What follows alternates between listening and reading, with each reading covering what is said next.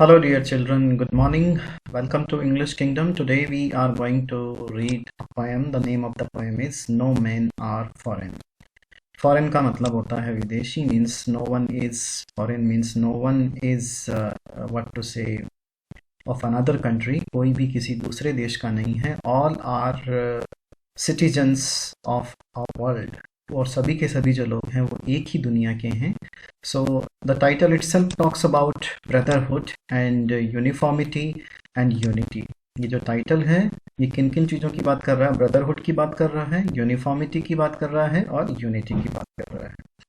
The poet through this title wants to say that no one are alien to each other. कोई भी एक दूसरे से alien नहीं है. All are brothers and all are citizens of this world.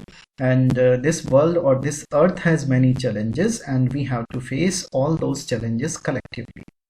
Have you ever thought of some people as strange or other countries as foreign? Obviously, always we think like that also because we are the citizens of different countries as we think in that way.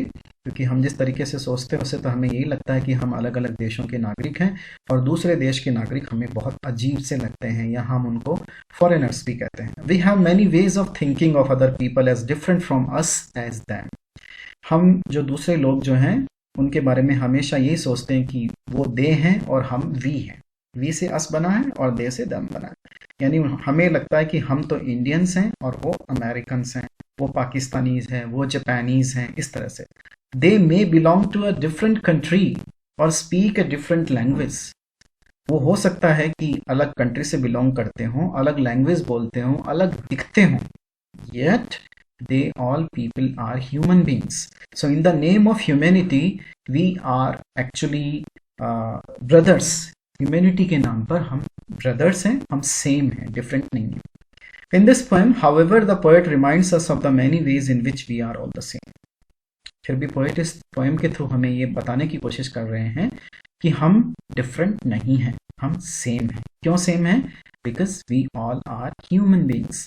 क्योंकि हम सब human beings हैं. हमारी जो human bodies हैं वो एक जैसी. तो what does he say at the starting of the poem? But before we go that we should have an introduction to the poet. The name of the poet is James Kirkup. This is the pronunciation of the name, James Kirkup. So let's go to the introduction to the writer. He is James Kirkup. You can see his picture there. James Faulkner Kirkup, FRSL, born James Harold Kirkup. ये इनके पिताजी का नाम था. He was an English poet, translator and travel writer. He wrote over 30 books including autobiographies, novels and plays. So all types of pictures you can see starting from his young age to his adult age, and he is no more in this world. He was born on 23rd of April 1918 and died on 10th of May 2009. Nationality belongs to UK. And genre, as far as genre, what kinds of things he writes poetries, fictions, mystery stories, and he belongs to journalism also. So he is active in the field of journalism as well. So this was all about James Kirkup. Let's go back to the poem. So this is the poem.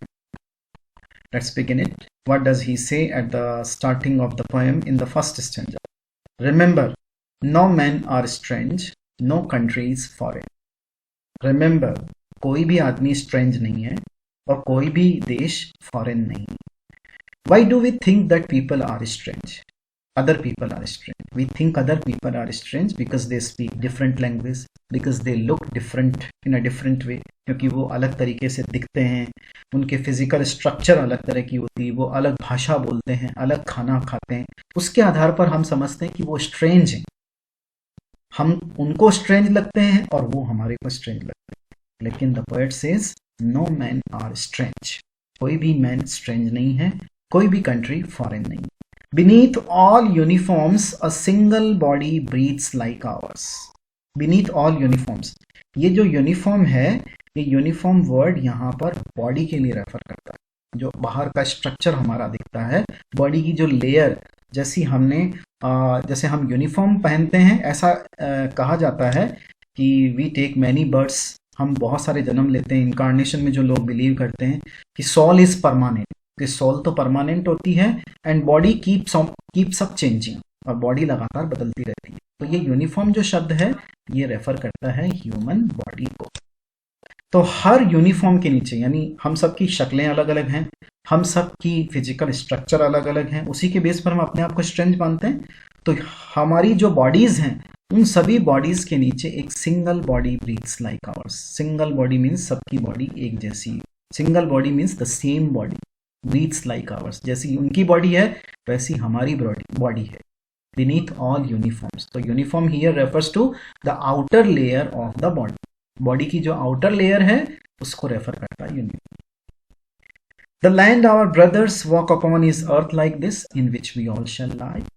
We all shall lie means we all shall die। ये lie जो word है ये die को refer करता है कि the land where they walk upon, यानी जिस जमीन के ऊपर वो चलते हैं उसी अर्थ के ऊपर हम चलते हैं, जिस जमीन के ऊपर वो रहते हैं उसी जमीन के ऊपर हम रहते हैं, और इसी जमीन के ऊपर एक दिन उन्हें मर जाना है और हमें भी मर जाना है। So we are same in that way कि we may have different appearance. हमारी जो अपीयरेंस है, हमारी जो सूरत है वो अलग हो सकती है, but the reality is that we have the same soul. हमारी जो सोल है वो बिल्कुल सेम है। They to aware of sun and air and water. वो भी सन, एयर और वाटर के प्रति उतना ही सेंसिटिव है। They are also sensitive towards sun, air and water.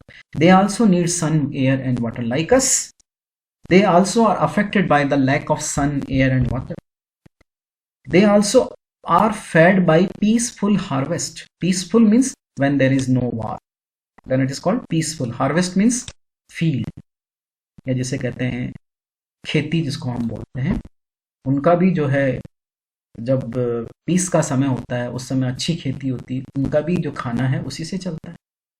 Wars long winter starve, और अगर युद्ध होता है या विंटर का टाइम होता है, लॉन्ग विंटर। लॉन्ग विंटर इसलिए कहा गया है कि वार की जो लॉन्ग विंटर मीन्स जो वार का समय होता है, long winter refers to long what to say long bed time. अब चूंकि ये विदेश में लिखी हुई कविता है इसलिए विंटर को वो लोग थोड़ा सा बैड सेंस में लेते हैं, इसलिए लिखा गया है कि वॉर में वो लोग भी भूखे मरते हैं और शांति में उन लोगों को भी खाना मिलता है। जैसे हमारे यहाँ पे शांति है तो हमें अच्छा खाना मिलता है, यानी फसल अच्छी होती है, क्रॉप अच्छी होती है तो हम अच्छा खाना खा पाते हैं। वॉर हो जाए तो फिर फसल अच्छी नहीं होती है और फिर भूखे मरना पड़ता है। तो our hardships are same. What does the poet want to say through these lines? That our hardships are same, कि जो डिफिकल्टीज हमारी हैं वही डिफिकल्टीज उनकी भी हैं। Their hands are ours, their hands are like us. उनके हाथ भी हमारे जैसे ही हैं। And in their lines we read a labour not different from our own. And if we look at their hands, if we look at their lines of the hands, we will find that their hands have become tough or rough because of hard work. The same is with us also. जैसे हम hard work करते हैं वैसे वो लोग भी hard work करते हैं, वो भी हमारी तरह लेबर है। Labour means one who works in fields, one who works at construction sites, one who works hard, that is called labor. Remember, they have eyes like ours that make or sleep, and strength that can be won by them. उनकी भी हम जैसी आंखें हैं, वो भी wake और sleep, जैसे हम सोते हैं और उठते हैं वैसे वो लोग भी सोते और उठते हैं। And strength that can be won by love, और उनमें भी वो ताकत है कि वो प्यार से किसी को भी जीत सकते हैं। In every land is common life that all can recognize and understand. Means every land, हर जगह एक ही लाइफ है, सबकी एक जैसी ही लाइफ है जिसको आसानी से रिकॉग्नाइज किया जा सकता है और अंडरस्टैंड किया जा सकता है। They are not different from us. Let us remember when we are told to hate our brothers, it is ourselves that we shall dispossess, betray, condemn. Remember, we who take arms against each other. Let us remember, हमें ध्यान रखना है कि जब हमें कहा जाता है कि अपने भाइयों से नफरत करो, भाइयों means the people of other countries, उनसे नफरत करो। इट इज आवरसेल्व्स, तो अगर हम नफरत करते हैं तो हम हमी को डिप्राइव करेंगे, डिसलॉज करेंगे। डिसलॉज करने का मतलब है एक दूसरे को हम अपने आप को ही वंचित करेंगे। बिट्रे का मतलब होता है धोखा देंगे। कंडेम का मतलब क्रिटिसाइज करेंगे। यानी कुल मिला के हम अपने आप को ही नुकसान पहुंचाएंगे।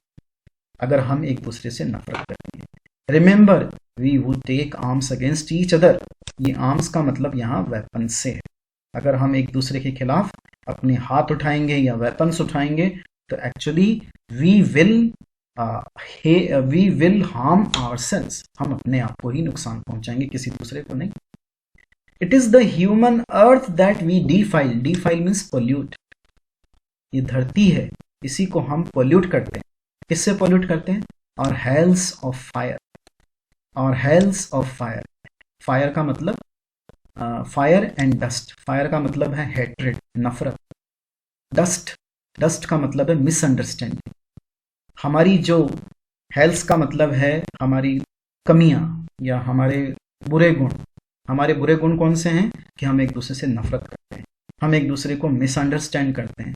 Outrage the innocence of air, ये हवा की जो प्योरिटी है उसको खराब करती है। That is everywhere our own, यानी our air is quite pure, it flows at the same level through out the earth, it is very pure, but we pollute it. How do we pollute it? By keeping enmity to each other, by keeping misunderstanding to each other, by having the war with each other. We violate the innocence of air, means the purity of air. Remember, no men are foreign and no countries strange. ध्यान रखिए, कोई भी आदमी foreign नहीं है और कोई भी कंट्री स्ट्रेंज नहीं। अब इसमें कुछ पोइटिक डिवाइसेस यूज किए गए हैं, फिगर ऑफ स्पीच, वो हमें थोड़ा सा ध्यान रखना है। वो कौन कौन से पोइटिक डिवाइस? सबसे बड़ा स्ट्रॉन्ग पोइटिक डिवाइस है आर्म्स। ये जो आर्म्स है इसके अंदर पोइटिक डिवाइस यूज किया गया है पन, PUN। अब पन क्या होता है? पन वो होता है जिसमें एक ही वर्ड के दो मीनिंग निकलते हो। तो इसमें आर्म्स का मतलब बॉडी पार्ट से भी निकल रहा है कि remember who take arms against each other, means remember, जो हम एक दूसरे के खिलाफ हाथ चढ़ाते हैं या बाहें उठाते हैं। और पन, यहाँ आर्म्स का एक मीनिंग तो बॉडी पार्ट से निकल रहा है और एक मीनिंग आर्म्स का निकलता है वेपन से। तो एक वर्ड जिसके दो मीनिंग निकलते हैं उसे हम पन कहते हैं। सो दिस इज पन। And so only this one is one more example we can take of simile also. This one is simile where the word like और as का यूज करते हुए यूज किया गया है, उसे हम सिमिली कहते हैं। कंपेयर किया गया है, तो यहाँ किसका किससे कंपैरिजन किया गया है? यहाँ एक बॉडी का, एक सोल का दूसरी सोल से कंपैरिजन किया गया है कि they are like ours, their earth is also same as our earth. और भी इसमें जहां जहां लाइक वर्ड का यूज किया गया है एक्चुअली वहां पर सिमिली का यूज किया गया। So how many poetic devices are used here? Two poetic devices are there. The first one is pun and the second one is simile. So I hope I make my point clear and you were able to understand this one. Thank you very much.